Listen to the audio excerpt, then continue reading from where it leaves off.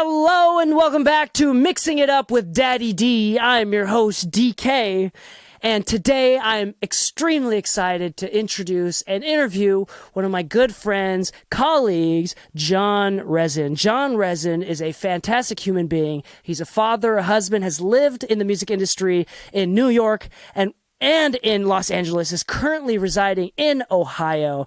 This man is, I enjoy every single conversation I have with this man. They are so thoughtful, and I feel like I take away some big lessons every single time we talk. So I'm really grateful to have him on the show. He is known and has been credited on works like, for example, The Masked Singer, Ingrid Michaelson, Lindsay Lomas, and has even recently, last year, won a Grammy for the Bridgerton musical. This guy is officially a Grammy winner. And on top of that, he's just a dope-ass dude. So I'm really excited to have him on the show. You can find him on his website, jonrezin.com, or on social media at Jon Rezin, JONREZIN. Go check him out. And now let's bring a warm welcome to my good friend, Jon. Welcome back to your favorite segment of the Mixing Music Podcast. You are listening to Mixing It Up with Daddy D.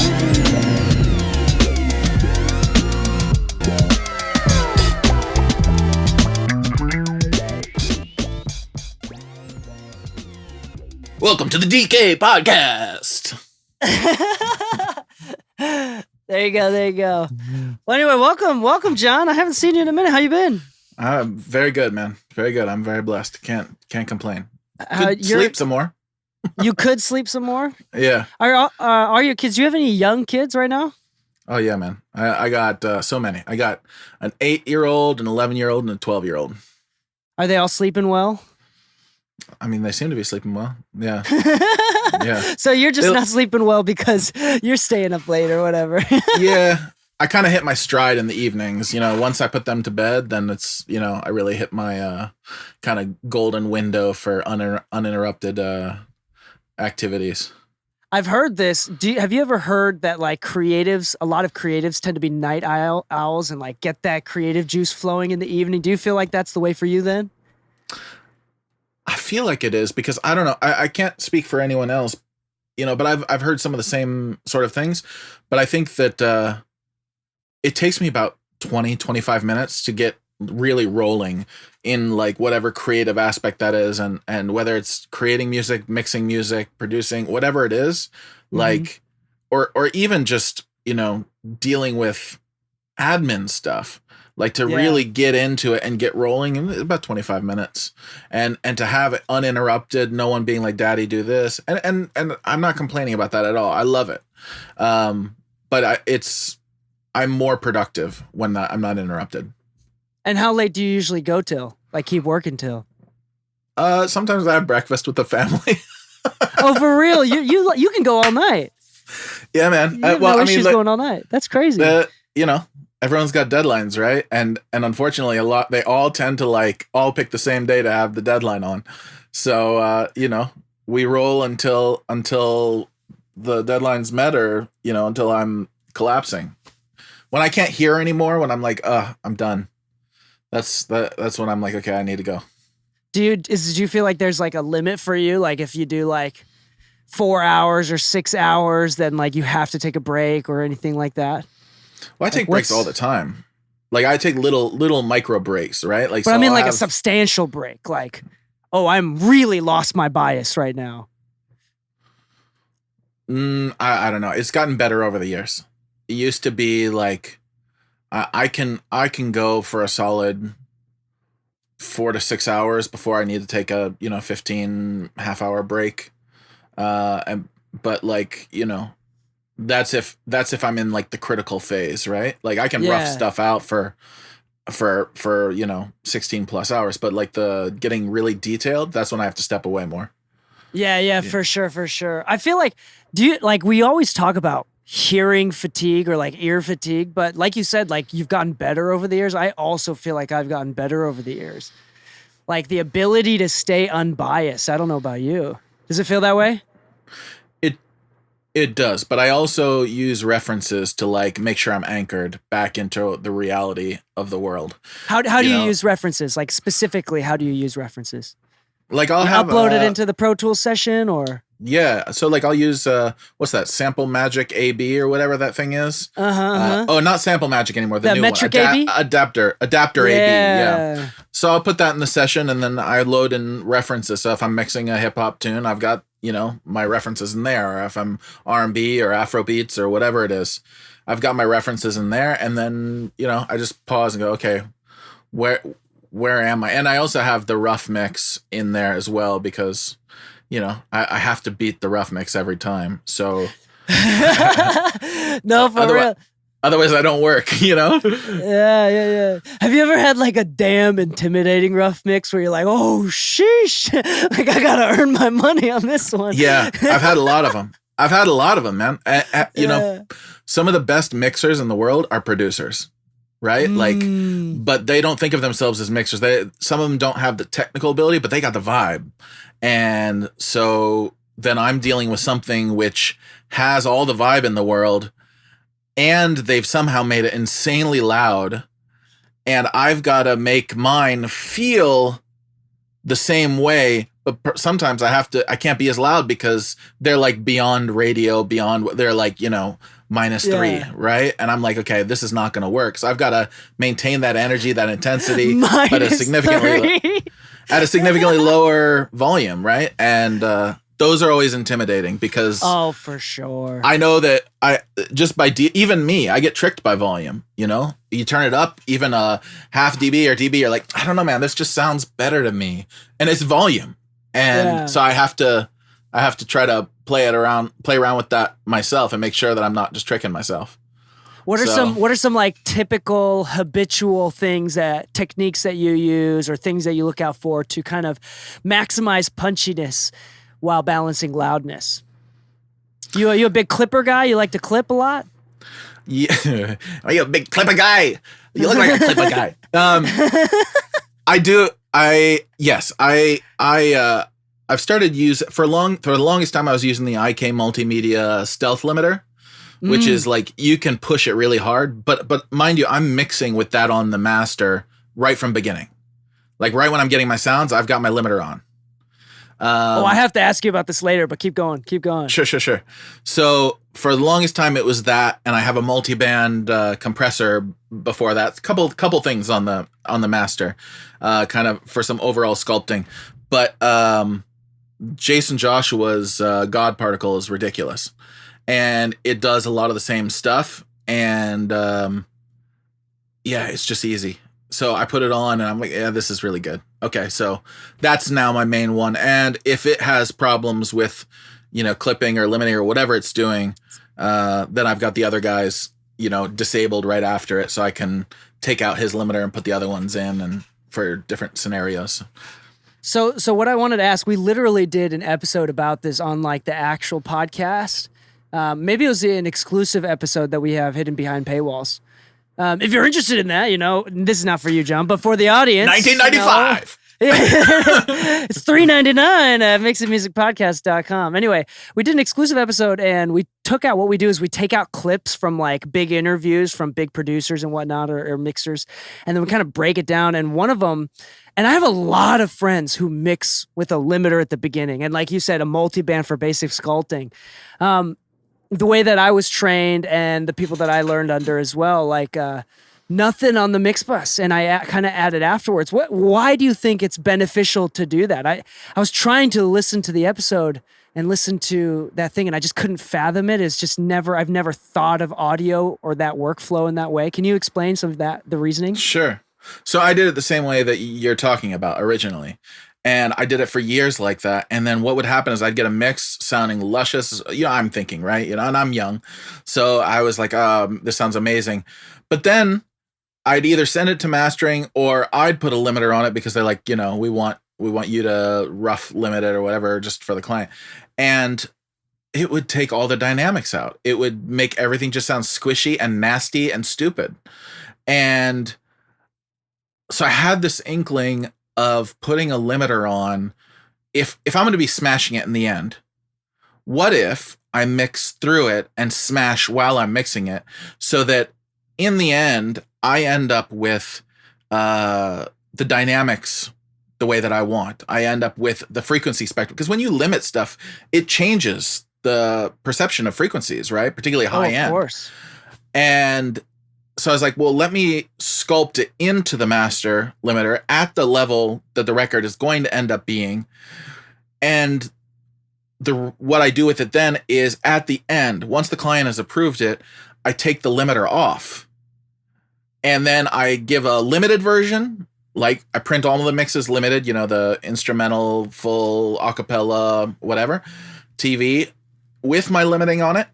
And then I print a version with the limiter bypassed. And I set all the same versions, and I send them to the mastering engineer and say, this is the limiter that I used to get this sound. This is how you get it, and make it sound exactly like the client loved. Make it sound better.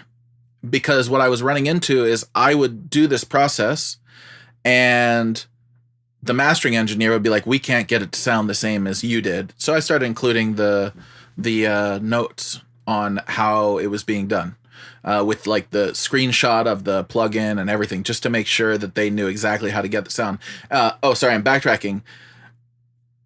After I had this inkling of doing this and I started to kind of fiddle around with it, I was at one of these talks. Manny American gave a talk, and I asked him during the interview section, I was like, because he kept talking about, oh yeah, and I'm running it back in and da-da-da. And I was like, are you mixing into a limiter? And he was like, oh yeah, so many da-da-da-da. And I was like, no, but are you limiting it?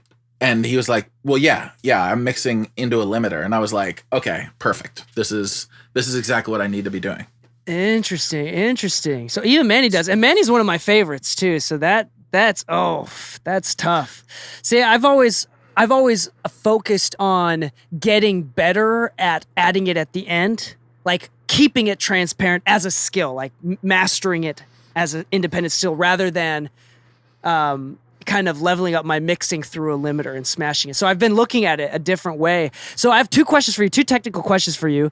If you mix into a limiter, one, I assume that you're paying attention to gain staging, so you're not hitting -6 on the gain reduction on accident, by the time you're done with it. Right. So you're probably looking at the gain reduction or the output meter, something pretty closely the entire time. Is that correct? The entire time. I have 3 screens. And on the screen that is up, like the TV one, which in most studios would be like the TV, I have my meter, which I use the Process Audio Decibel. That's my favorite so far. And I have my limiter open and my multiband compressor open, so that I can see what they're doing at all times. So I'm not like, accidentally. Are you pretty flexible? Are you pretty flexible with it? Like, do you sometimes push? Like, what's the furthest you push your limiter as far as gain reduction goes? Or like, what do you usually hit?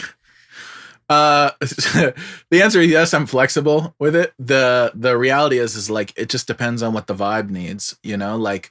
There are some tunes that I've mixed where it needs to sound like it's a car crashing into a wall, high speed. And then there's other songs that just, it would totally sound inappropriate.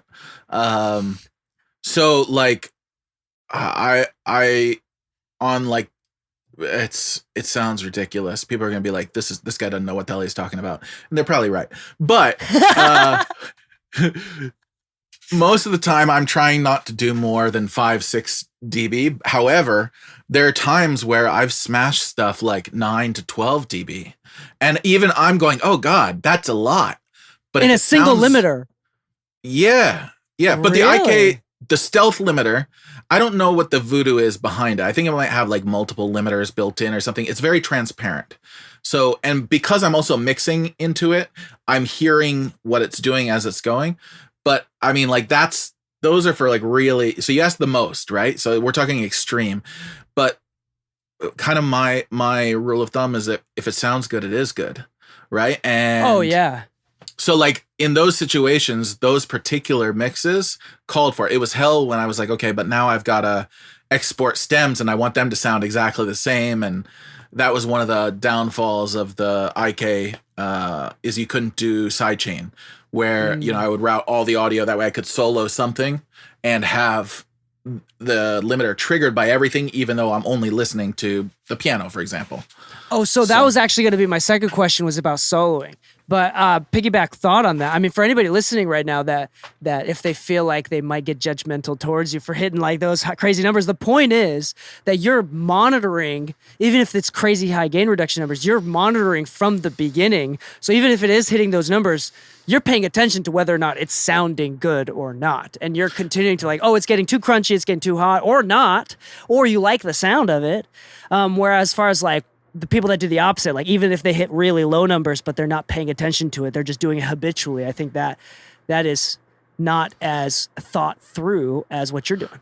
But I'm also paying attention to what my overall level is, right? Like, I don't want to smash something and get it to -3 when I know that Spotify is going to turn it down significantly, right? So I'm paying attention to all of that stuff.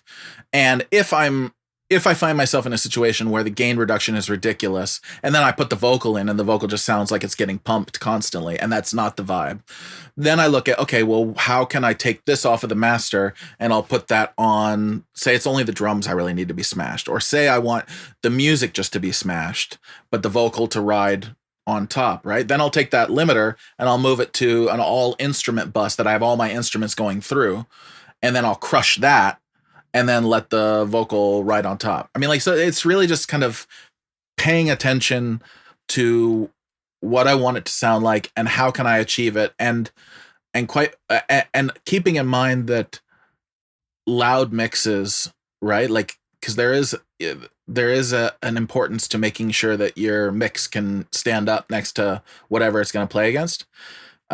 That all happens in the mix phase, right? That's not a mastering issue. That's a mix issue. Oh yeah, of course. If you mix without having that in mind, it won't be loud. Even it'll get smashed and it'll sound crushed, but it won't be loud.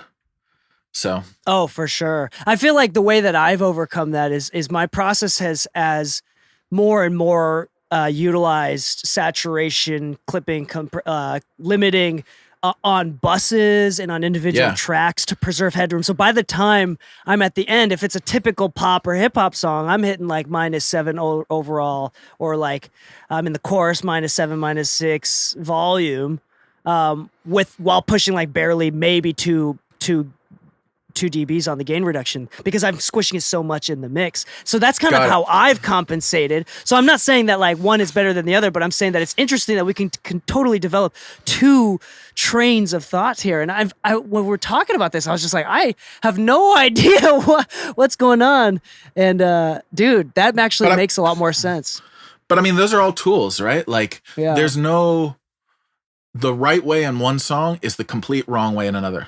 Right. So like having a really firm grasp of your tools and the techniques is you just shift. Right. Like I'm not going to approach a ballad the same way. And I love, for sure. I love using saturation as kind of a E versus EQ or compression. Right. Like essentially, EQing with saturation. What are the saturators you're digging right now? Ooh, I use a lot of random ones, man. One of my favorites is the Zener saturation built into the Silica and Kush Audio. Sorry, that's like the Kush Audio. Kush Audio makes amazing, like all of their plugins have some form of saturation and they sound amazing. The Mixland Tilt, like the saturation one's good. Decapitator is always a classic that I use from time to time. Spectre, I use Spectre every mix. Have you heard of Spectre? Is it Wave Labs? So it looks like an EQ. You should look it up. It looks like an EQ, and you can filter, boost, and saturate specific frequencies.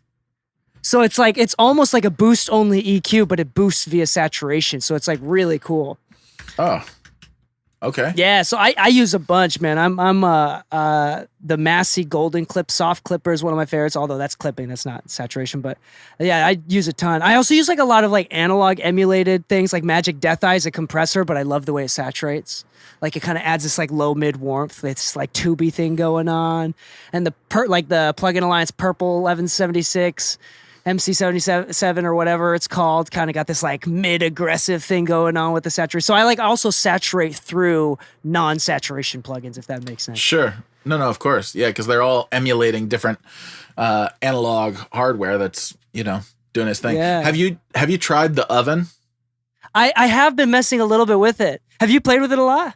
Oh man, I'm really digging it. And Maor is a friend, and Yeah, I felt Maor, bad yeah. because I hadn't tried it out and for a while, and he kept being like, "Oh, you want to try it out?" And I was like, "Yeah, man, I totally do." We just never hooked up, and then it came out as a plugin, and I was still like a month, 2 months behind, and I pulled it up, and I was like, "Oh my god, this is crazy!" So I'm actually using it quite a bit. I'm really digging it on drums. I'm really digging it on vocals. I like the sculptability of it. That you mentioned a saturator that's kind of like an EQ. That's kind of what that one is doing. So, For sure. So I've actually used the real hardware unit at Bob Horn's place. Oh, nice. Yeah, and dude, it's so cool. I haven't gotten the chance to use it, I've used it on like 3 or 4 mixes, but I haven't used it extensively enough to kind of form a proper opinion. Right. Like, I feel like it takes me, like, I want to use it on multiple mixes over a course of couple months on different sort of things before I form a proper opinion. But I mean, so far I've liked it enough where I keep giving it a try every once in a while. Yeah. The black box too?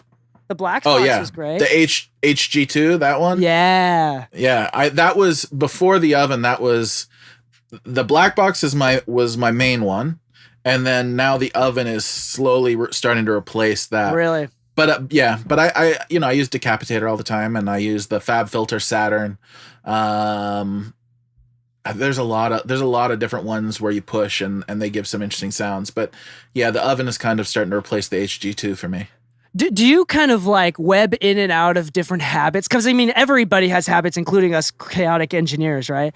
Like you kind of do like the same sort of chain or the same few plugins, but you use them differently. I mean, obviously we adjust them, right? But I mean, like, do you find yourself mixing really dirty for a few months and then mixing really clean other months? Just like, I don't know, just have habits? Do you kind of go in and out of different zones? I think so, yeah. And I think it has a lot to do with what I'm mixing, right? Like, so if I'm mixing a lot of really aggressive stuff and then someone throws me a very non-aggressive song, I have to try to wean myself away from making it sound aggressive. Like if I'm really in that vein, I would say that, I don't know, as I learn like new techniques or get new tools or new inspiration from hearing something, maybe I'll change some stuff around. I guess it's always morphing, right? Like I'm always just trying to become better at making the mixes sound as good as I want them to in my head. I'm never there, but I'm like, it's that thing that I'm constantly reaching for. Do you feel like you're morphing now just as frequently as you morphed 10 years ago? I think it's different. So the short answer is yes, I think I am. Mm-hmm. But back then it was like learning basics, right? But like now I'm doing that same amount of morphing, but it's in refining. Like I think that every time I think I'm doing pretty decent, I look back like 5 years later and I'm like, man, sometimes I look back a couple months later and I'm like, man, I sucked. So, there's not a mix that I've done that I haven't looked back and gone, man, I wish I could adjust that one thing, because I am continually trying to become better at what I do and the way that I hear, and like, even upgrading something in my mix room or, my monitors or something, and I'm hearing some things differently and I'm like, crap. Yeah. Yeah. Do you feel like there is going to ever be a point where you're like, yeah, I'm the best? Like, do you think that's ever going to come for you? So how do you deal where I with think I'm the best? No, never. Or like rather, because you were saying like you listen to old mixes and you're like, oh, I could have changed it. But I mean, do you think you'll ever get to the point where like, that's the best that I could have done for this song? Like, I'm really proud of this work. Nothing I would have changed. Do you think that'll ever happen for you?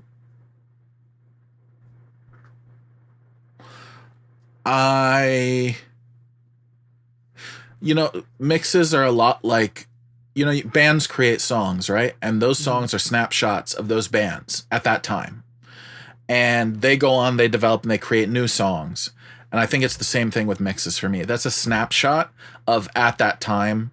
That is the best that I was able to do at that time. And I can still listen to it and really, I listen to some of my older mixes and I'm like, yeah, I really like this, but this is what I would do differently. So I don't know. It's like a snapshot. It's a great stepping stone. It's not necessarily always, I wish I would have improved on it. Sometimes it's, I would have done something different if I were to mix it now. So Correct. it's more, okay. Always I that. see. Always that. Yeah. There's a little, last time you were here, I'm going to share something personal. Like you came to my personal home and you hung out with me. You're in Ohio, correct? At the moment. And you came out, was it for like a Grammys party or something like that? Why did you come out to LA? Well, I lived in LA. Was it? Oh, this was before you moved. Yeah. This was before over. I moved. Yeah, Okay, I've only been in Ohio for like the last 9 months or 10 months, 9 months. Is the house done? Because I know you were building it out or something like that. It is. The house is done. The studio is still being constructed. So I'm in a room in the house, which I've brought all my stuff into and all my acoustic treatment, and it'll be this way until we move into the other space.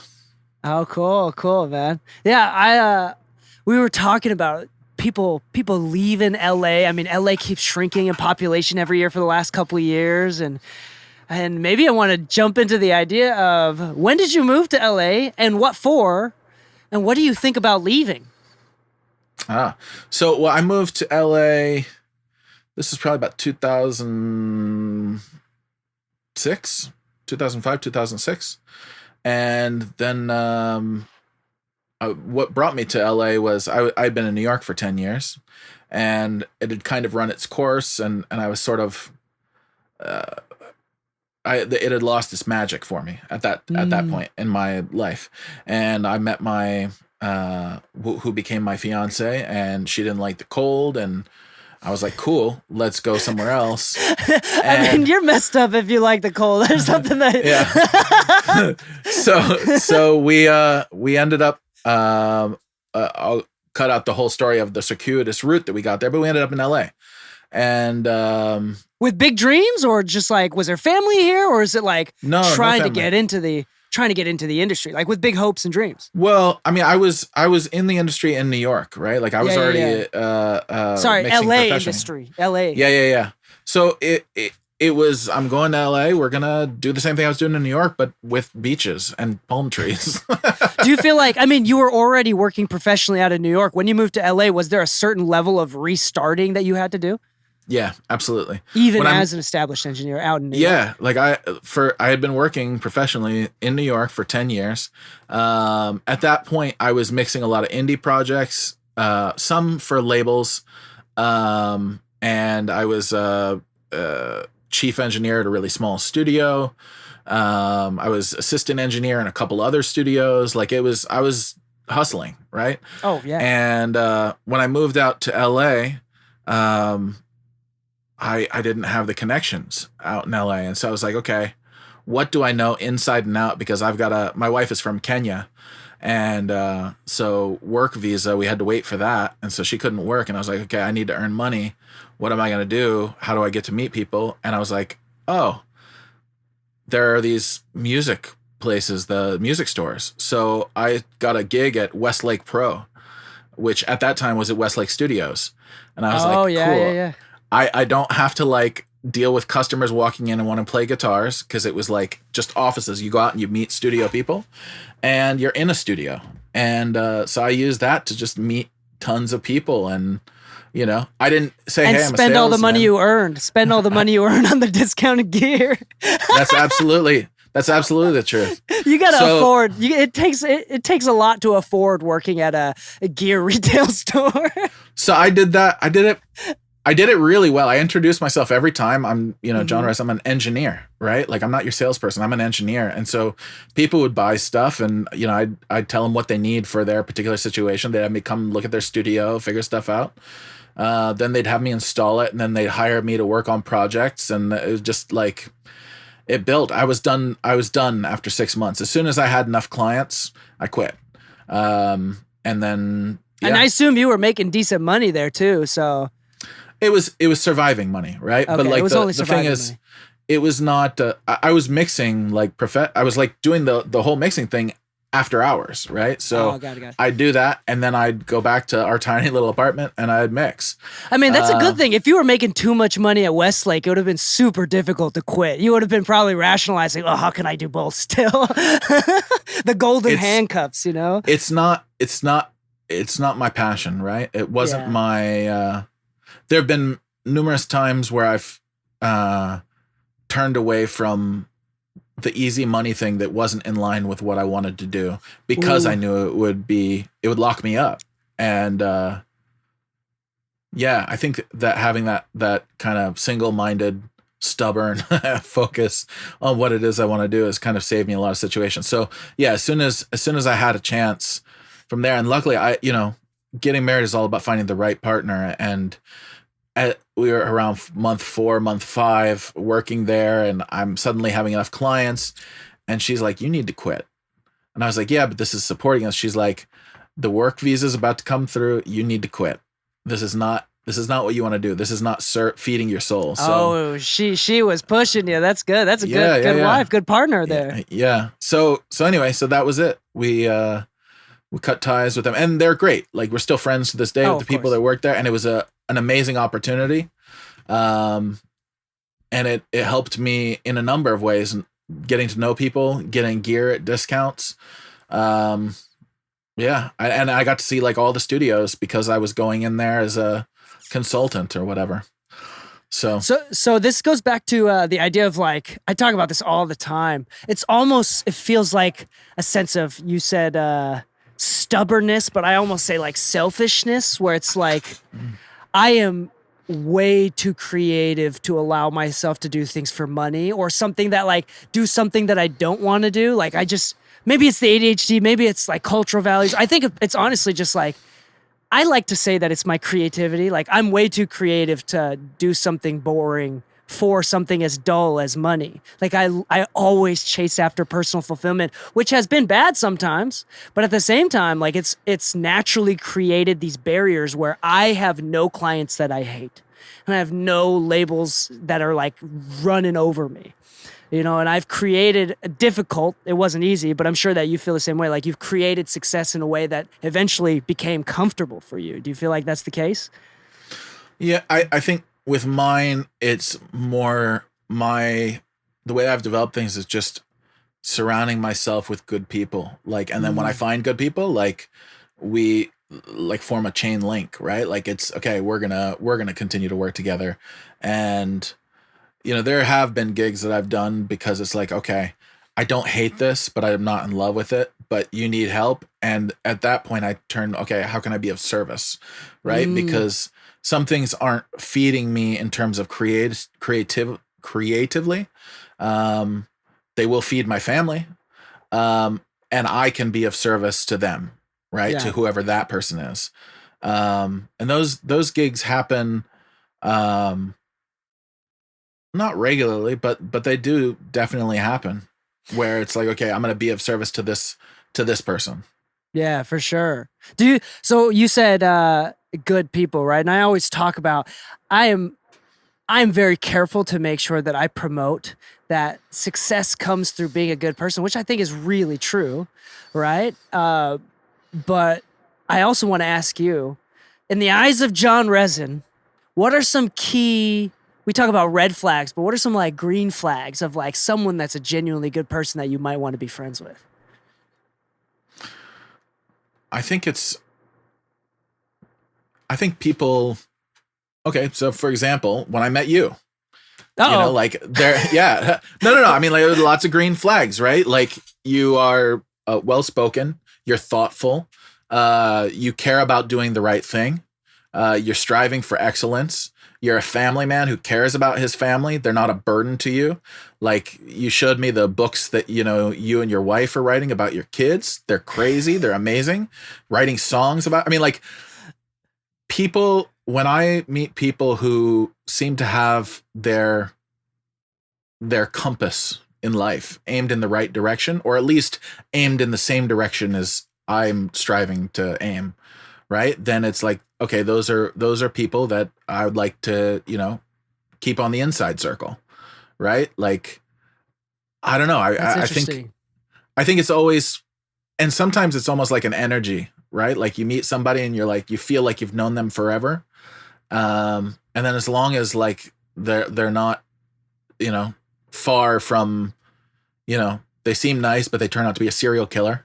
Okay, then you got to put them on the outside circle, right? No, it's interesting that you said specifically well-spoken, because I feel like I relate to that a lot. Anytime that someone is particularly like articulate or like able to process thoughts and able to kind of listen to ideas at face value without kind of digging deep into what they meant by it or trying to figure out what the manipulation is. Or like you also said like a compass, right? I feel like sometimes I'm wondering, very few people have like a negative downward compass where they're like trying to provoke and be evil. I feel like most everyday evil comes from people without a compass in general. Like people that don't have an upward direction or a direction at all. And do you feel that way? Like, do you feel like people need to have some kind of direction or else it could be bad? I think that it helps for sure, because you need something that you are striving towards or working towards or building towards. I mean, just living in this world and dealing with the stuff that we deal with every day, you can kind of, it's almost like you're a bird and you like fall into the dust and your wings are covered in mud. You want to fly, but like you're stuck, and there are people who get themselves stuck and don't care enough to unsully their wings, So how do you keep your compass facing towards the direction? Well, maybe how did you or do you or continuously define where you want to go? And then on top of that, how do you continue to focus that direction? That's a good question. Nothing is set it and forget. It's constantly readjusting. There was this analogy I heard that planes, like if you're flying from LA to Hawaii, 99% of the time, the plane is going the wrong direction. But they're constantly readjusting, these little micro readjustments, and then you finally land where you're going, right? And I like that idea because humans kind of suck at being perfect, right? Hold on. Out of context quote. Humans kind of suck. Well, I mean, like, right? We're not perfect. No one's perfect, right? And so we're always making mistakes, sometimes big, sometimes small. Hold on. Our wives. Other than our wives. Other than our wives, who are, no. So we're always making mistakes, right? And always readjusting. How do I keep focused? I think that my wife and I consult a lot. Like we sit down and chat and try to figure out what we're trying to achieve and how close we are to achieving that, and not if we need to change things, how we're educating our children or hey, I'm thinking about this in my work. What do you think? And we talk about it. We talk about work emails that I'm sending, right? Like if I've got to deal with a difficult client or, like we consult a lot. I think consultation with people who have your best interest in mind and also have, capacity to be of great assistance, is important. I think the other thing that really keeps my compass is my faith. A big part of the Baha'i writings. I'm a Baha'i, that's my religion. A big part of the Baha'i writings talks about work done in the spirit of service is worship. And so I'm always trying to keep in mind, like, I'm not a doctor, right? Like I'm not, let me save their life, or, I'm making music, right? But music can affect people in really significant ways, transformative ways, right? And so I'm always looking at, even though I'm not a doctor, even though I'm not, fireman, even though I'm not whatever, my work has value. How can I be of service with what I'm doing to whoever I'm doing it for? I think that is a big part of it. And then also, trying to be a good father really keeps me focused, because my children reflect both their mother and me, right? So if they're doing something that is unbecoming, invariably it's something that we are doing or not doing, and we're like, oh yeah, that's bad, we need to change that about ourselves. Yeah. Right. So Oh yeah. I mean, I think those are overarching things, but I think they apply to kind of how my career and everything else has gone. And I guess I combine them because one of okay, so this is a compass issue. So early on when I was starting, I said I want a wife and children. I want a family, right? And I could do the whole grind and be an engineer, and not have those things and probably be successful, but that's not success for me, right? And so having this full package, even though it meant in many cases not going as at breakneck speed, right? It's a slower burn, but I have my goal, right? Like I have everything. And so even though I may not be in my career as I don't know how you would phrase successful, like but I am successful because I'm working on great music. I'm working on stuff I really enjoy.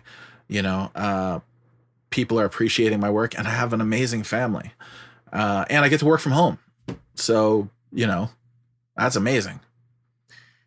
Yeah. How do we define success? This is a serious topic I talk about. You're kind of making me think. One thing that's sticking out right now is sometimes I feel like I define success based on, am I the type of person people want to be around? And two, am I the type of person that is able to take on responsibility and uphold, stand on top of my responsibilities, take control of my responsibilities. What do you mean by that second one? Like, I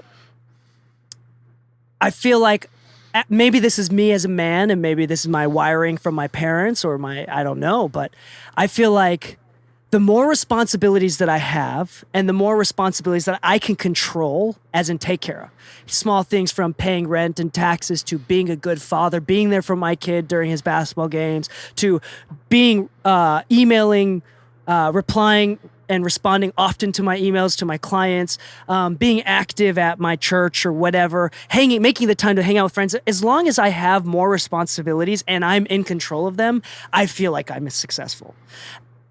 And I feel like the times that I have personally felt more depressed and less successful wasn't because I didn't have things that were, fruits. I wasn't reaping any fruits. It was because I personally knew that I wasn't being responsible in the way that I could be. Like, if that makes sense. I think so. The challenge, though, and this is the conversation part, right? So, the challenge is that based on that definition, I definitely am not successful. What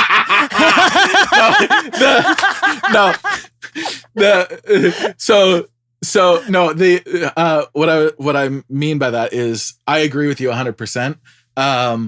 But there's a certain point at which work is so much and the responsibilities mount up so much, and there are so many things that the replies get slower. Making sure you follow up with it, and like things start to fall off, and you're like, and this is that sort of weird kind of point in life that I'm in, right? Everything's phases, right?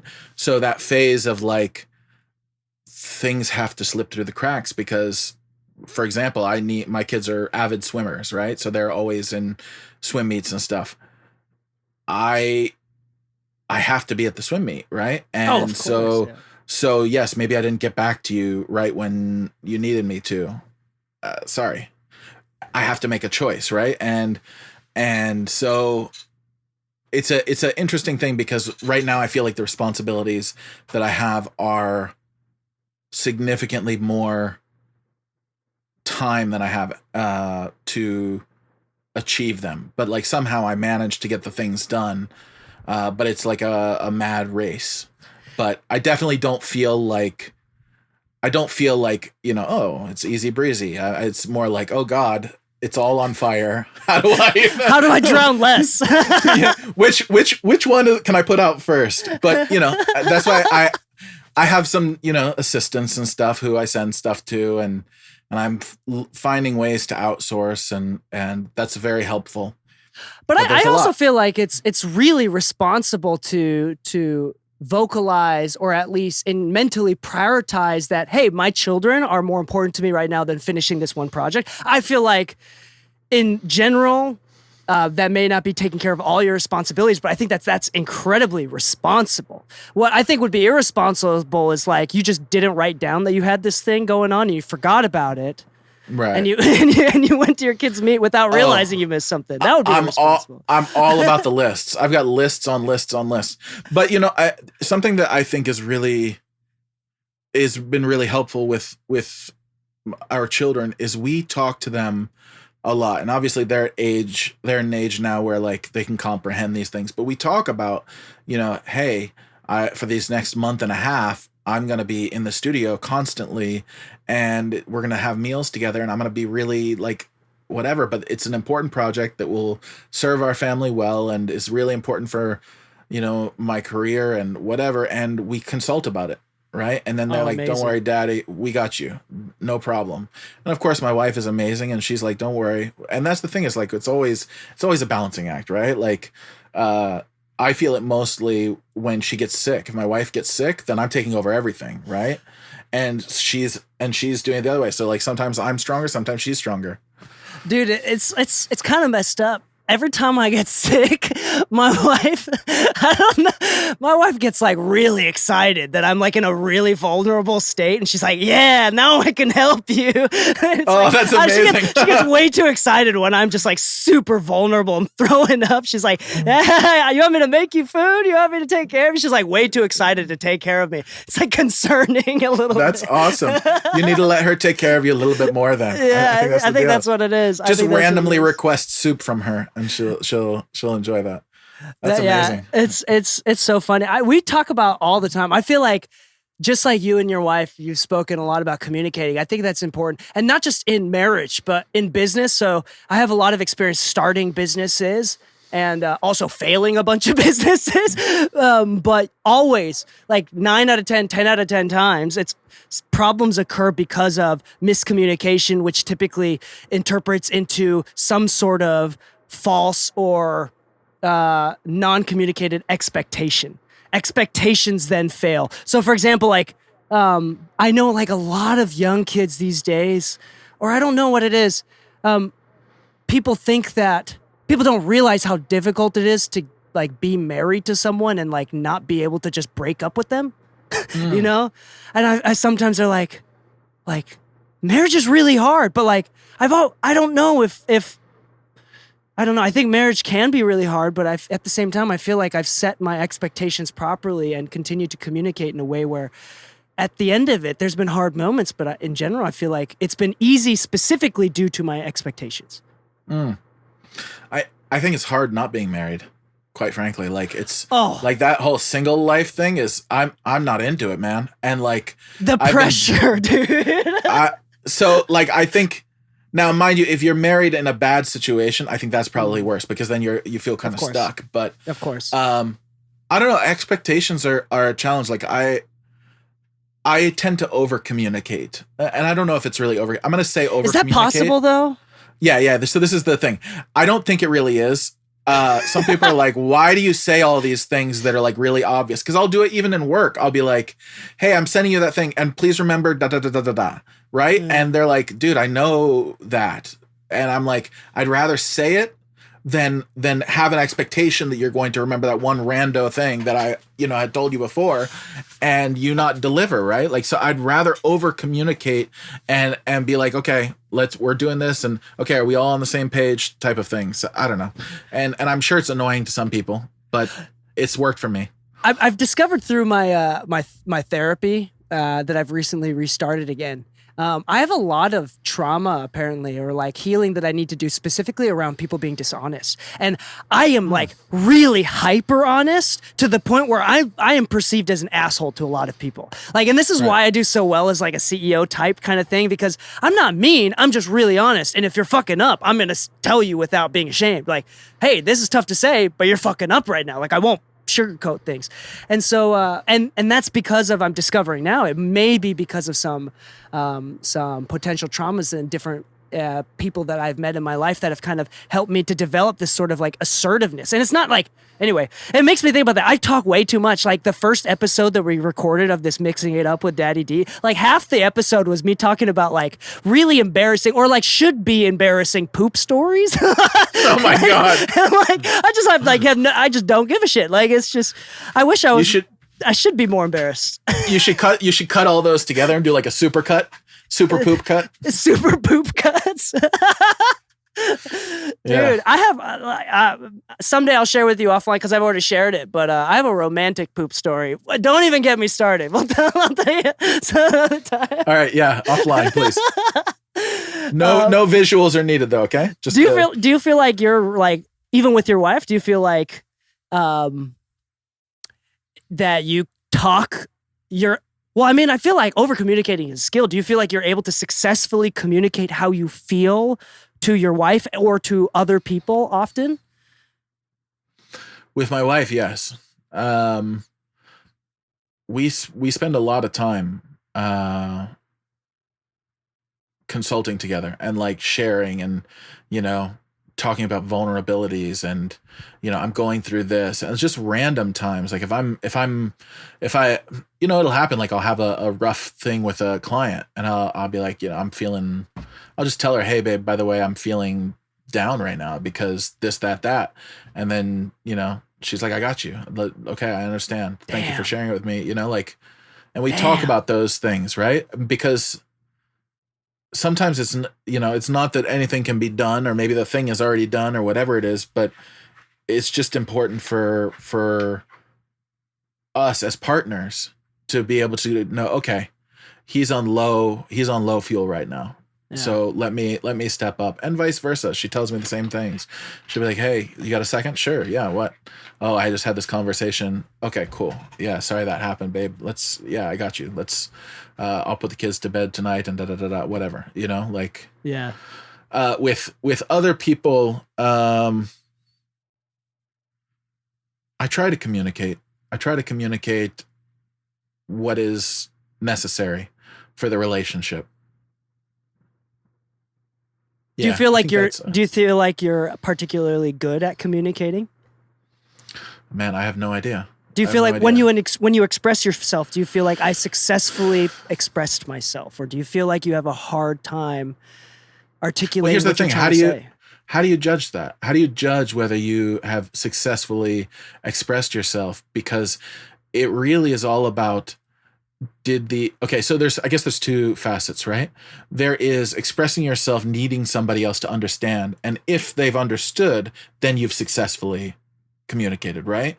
That's one level of communication.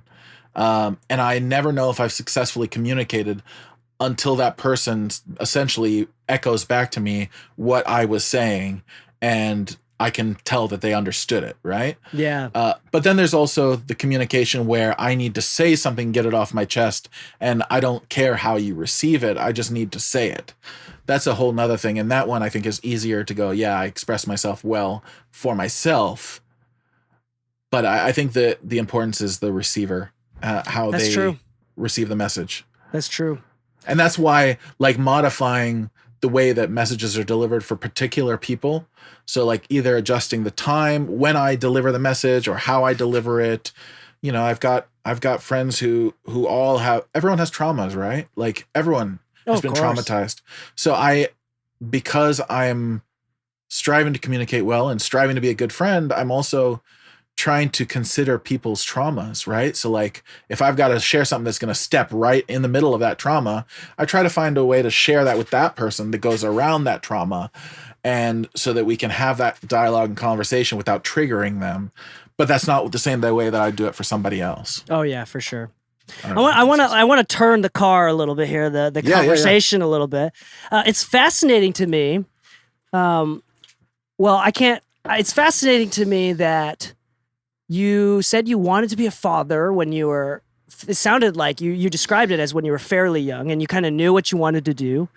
It sounded like you got married during the relatively earlier years of your career. But you are creative enough and free thinking enough and risk averse enough to decide to pursue music as a career, which is like the opposite of everything else that I just described, which is slightly crazy.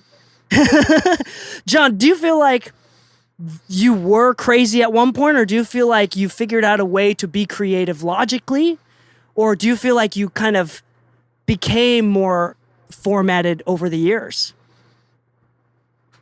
I think that I have a kind of a single-minded focus that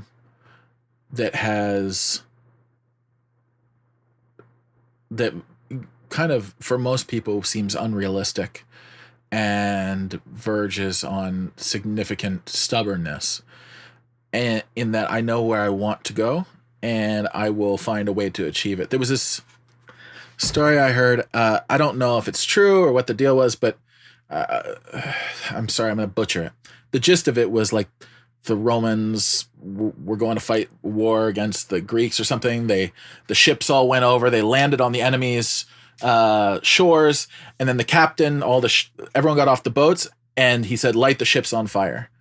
And the soldiers are like, "This is how we're getting out of here." He says, "The only way we're getting out of here is on their ships." Burn the boats. That's Cortez story. Yeah. Okay, great. So like that idea really resonated with me. Like, backup plans are for those who believe they're going to fail. And that sounds really stupid when you have like responsibilities and, particularly when you're talking to people who have taken very traditional employment options.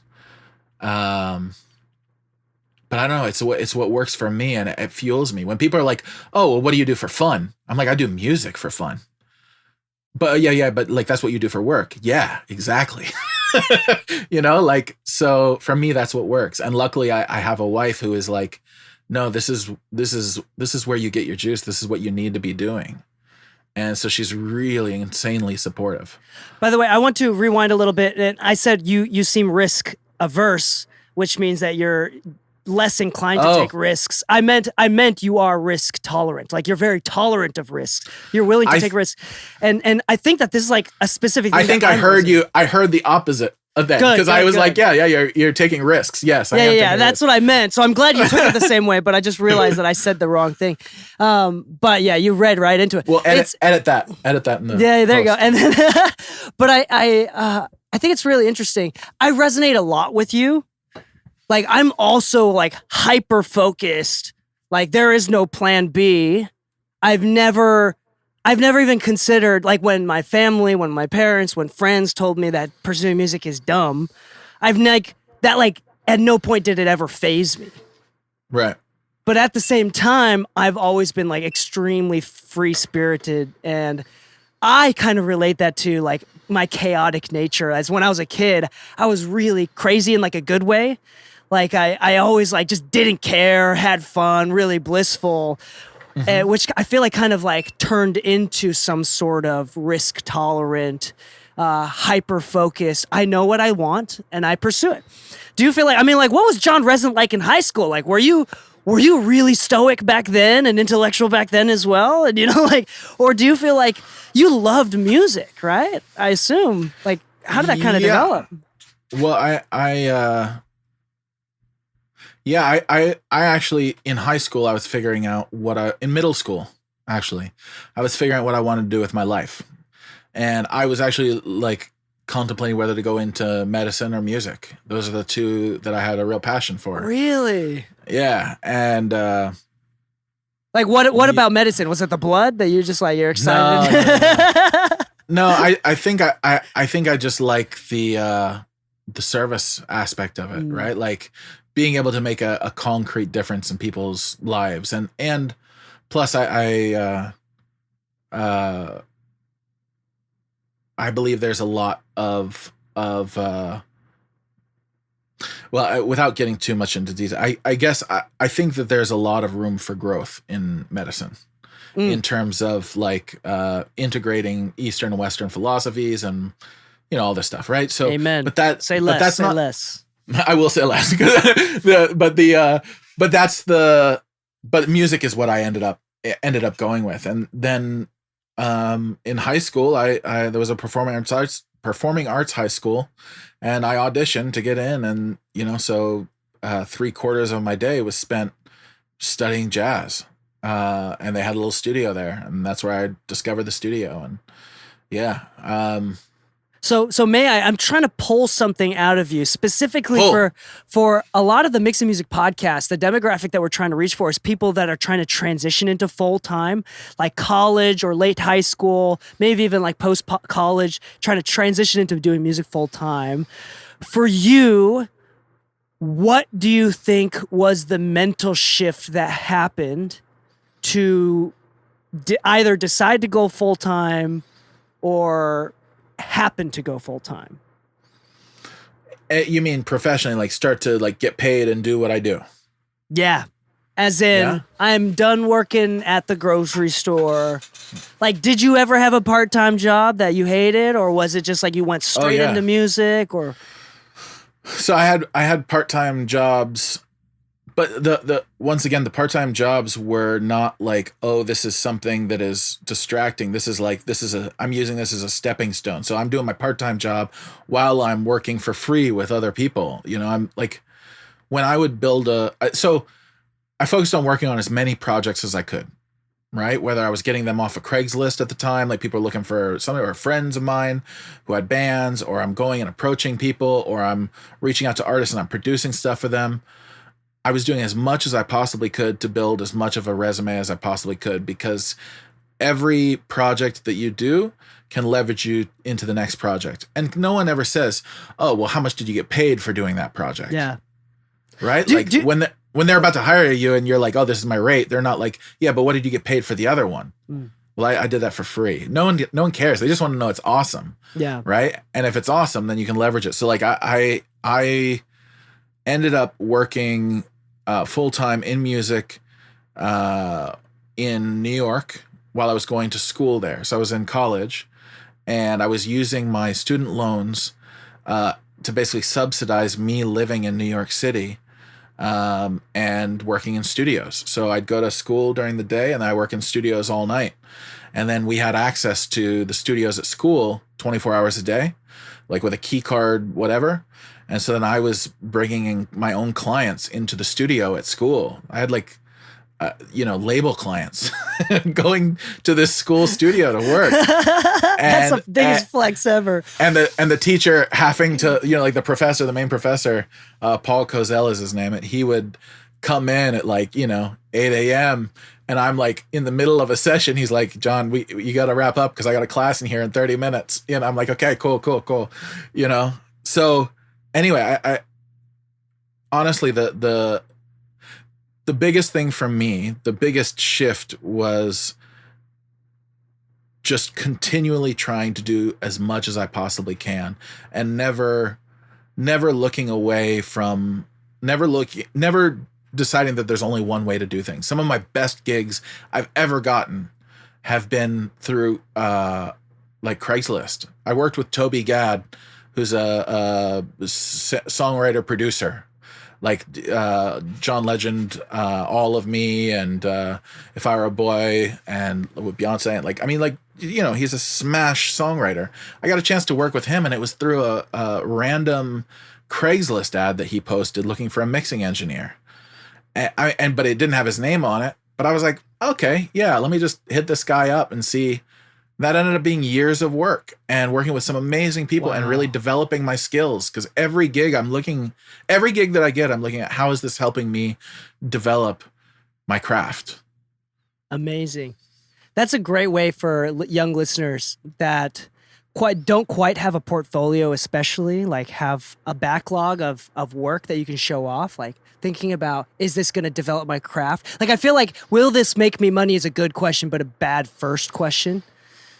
And I think like, will this develop my craft is a great first question. I wanted to ask you, do you feel like there was any specific, like, was there any specific turning point in your younger years where there was a moment of epiphany, where the boats burned in this moment and you realized no more medicine, nothing else, just music?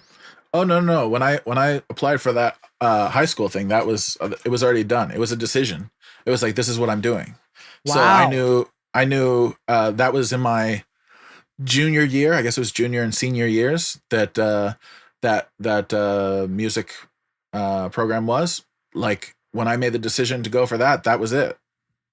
What advice do you have for people that are struggling to find or to decide what they really want?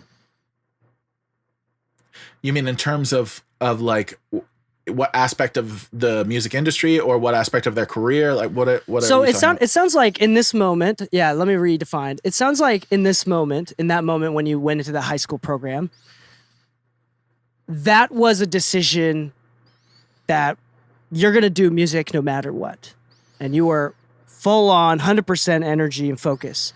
I feel like there's been a lot of people on the Discord servers, listeners of the podcast, that love music, but are kind of missing that last step into totally burning the boats and committing. So my question is, it sounds like the ability to commit and make the decision is innate in you. It's just part of you. That seems like it was easy to come for you. For anybody that has a hard time committing to what they want to do in the future, or committing to an idea or something, to a direction for their compass, what sort of advice do you think you may have for them? I think the two things that come to mind as you're saying that is sometimes people get an idea that this one thing is what I want to be, but they have an idea of what that one thing is, which isn't accurate, right? Like people go and they go to school. They're like, I want to be a lawyer. And then they go to school. They do 3.5 years and like, this sucks. I don't want to be a lawyer, right? Like that's not the thing they want to do, but they've put all their effort into it, right? But maybe what's behind that, right? For example, some people are like, well, I want to be an artist, but really they don't want to tour. They don't want to, they really want to be a songwriter, right? But they're committed to this artist thing. But the reality is they want to be a songwriter. So not being so attached to an idea of how, basically being attached to what you want to get out of it. Like I want to be in the music industry in the capacity of dealing with songs, right? But like how you get there, that may change over time, right? Like I could go deaf, right? That would suck as a mixer to be deaf, right? But then I have to say, okay, well, how can I be of service in my current condition, being that this is no longer a possibility, right? So then the second part of that is I think people should be promiscuous with the industry, right? Like trying out different things and not being so attached to one, because you might find, like for me, I was originally in this school to be a player, like a jazz guitarist. And then I switched to bass, and but I just didn't have the focus that the other kids had, right? To shed all day. And they were excellent and I was sucky. But I have a very analytical and logical mind as well. And when I found the studio at the school, and this is in high school, like it sparked. I was like, oh, I get to work on the music and I get to do that analytical thing of understanding, okay, well, this circuit and that, and it was a lot more involved back then. Now it's just click, click, click on the mouse. But this is where I found my real passion in the studio rather than being a jazz musician.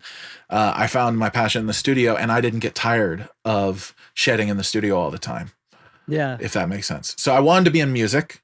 I had that single-minded focus, but then being in the studio is what happened along the way. So I want to try to extrapolate from that a little bit. Yeah. In layman's terms, for those that have a hard time committing or focusing on one thing, what you're saying and recommending is it's important to know what you want to do, but also be flexible enough. Like when you say commit, it may not mean commit completely to a very specific point, but you're saying commit to a direction and kind of allow yourself the flexibility to do those tiny moves on your way to Hawaii. Right. And the tiny micro changes. And I think that that's really important. I feel like young people especially, have a really hard time committing because they're so afraid that of a specific direction that they have to take. But you're right. It's about the general direction. It's you got to have that flexibility. It's not as scary if you understand the flexibility. That said, there are some people who are like, no, I am going to be, the next Jeff Buckley, or I'm going to be the next Mariah Carey, or I'm going to be the next Rihanna, or whatever, right? Like they're focused. They're like, this is what I'm doing. This is all I want to do. And actually, for those people who are single-minded and who are like developing their craft, then they just have to work their asses off, right? Like to get to that point, because, the people who achieve that type of thing, they kind of, that super single laser focus really helps a lot, because there's a lot of rejection. There's a lot of rejection. Oh, that is such a blessing to be able to have that. Like that is so rare, first off, to like be able to commit like that. Oh man. I feel like there's been moments in my life where I've been able to commit to something like that. I feel like when I initially transferred from recording to mixing, like there was a deep level of hyper focus that took me a long way. It's interesting. I want to kind of slowly close the meeting here, but the concept of this, I talk about this often because I never thought this would be an issue. But when I moved to LA, I kind of started hitting milestones way too fast. And I was I went depressed. I got really depressed. Like everything came a little bit too quickly. And I found out when I got there, it's not exactly what I want. And it didn't exactly solve the problems that I thought it would solve, but it gave me problems that I didn't expect to give me, like working with celebrities or being in rooms with big people or whatever, the pressure of doing that. And dude, it kind of made me question everything for a while. Like, oh my gosh, is it music that I want to do or some sort of other creative thing? And for you, I think the last question that I want to ask is, how do you actively stay present and grateful? How do I actively stay present and grateful? I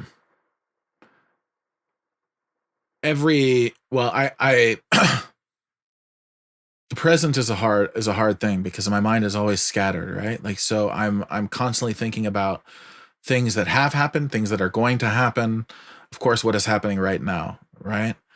So that one is always a hard one for me. I'm trying. My wife is into mindfulness and meditation. She's in that space. Mm-hmm. So like I'm working on absorbing some of that mojo. So that I can be more mindful. And I think in terms of being present, I'm just, I'm recognizing moments as they're happening, and I am essentially throwing up a prayer, at that moment, if I am feeling like I'm being blessed, something good is happening, or if I need assistance or whatever, like I'm kind of marking those moments so that I recognize those moments as they're happening. As far as being grateful, one of the cool things that we do in our family, every night, the whole family, we get together and we do what's called blessings and prayers. And the blessings part, we get together and everyone in the family goes through their day and lists all the things that they were really happy about or were blessings for them. It could be as simple as like, oh, I got to play with my friend, or, oh, mommy or daddy made an amazing meal. It's always mommy. Whatever, right? But we actively try to bring ourselves to account and recognize the things that we're grateful for. And I think that has served us well, as a family, to keep us focused on, because there's always stuff that's really hard about life, but remembering those things that are a blessing, and we literally do it every single day. So I think that's been helpful. That's beautiful. That's beautiful. Dude, this has been so amazing talking to you. I kind of, you never know how these conversations are going to go. And we talked a lot more about audio than we usually do. And I feel like it was a very mindful episode. So I appreciate you taking the time to, talk with me, hang out. Oh man, it was a real pleasure. It's always a pleasure, man. I'm always enjoy chatting with you. And I love the fact that we never know where the conversation is going to go, but it's always going to go somewhere cool. Yeah. I always feel like I learned something from you. Definitely. Like some sort of outside perspective insight, which is really great. And dude, we never even talked about it, but I want to say live on the air that I think it's so cool that you have a lot of Japanese credits, man. We didn't even talk about your credits. I mean, the introduction I brought in, I talked about a few of the artists, but dude, Japanese music, man, that's so cool. As a Japanese man, it's like, I think that's so dope. It's, and I've never even been to Japan. Someday? Yeah. Oh, I'd love to. So it's on my list. It's on my list to go. If the label needs to hire a translator, I got you, my guy. Oh, sweet. Good to know. For sure. Anyway, thank you so much, Jon. I appreciate your time, and good luck to you in Ohio. Good luck with the rest of the studio build. And congrats with all your success recently, man. And for many more years to come. I appreciate it. I look forward to chatting with you again, seeing you in LA, maybe at NAMM. Oh, heck yeah. You're going to be there? I hope so. Yes, I will be there as well. So, all right. Sounds great. Thank you so much. And appreciate anybody that stopped by and checked out the pod. All right. Take care, guys.